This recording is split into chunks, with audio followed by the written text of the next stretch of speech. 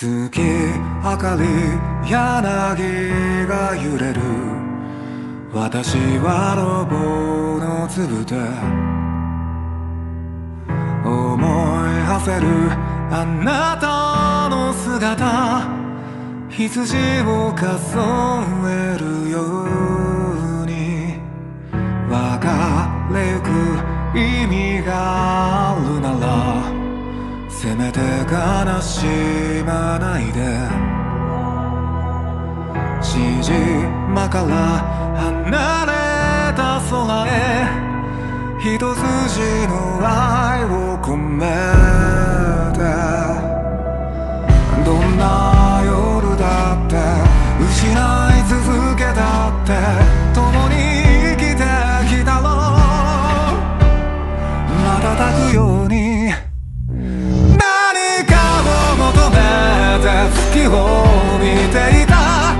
嵐に怯える私の前に現れたのがあなたでよかった。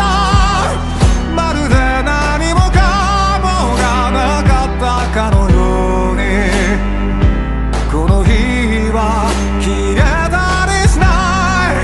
きっと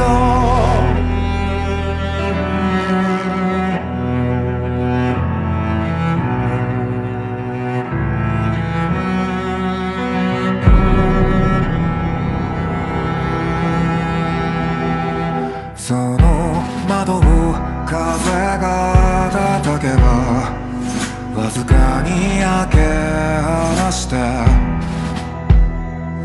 ただ一つ、そうただ一つ語り得ぬ声で叫ぶ。生まれ変わったとして思い出せなくだって見つけてみせるだろう。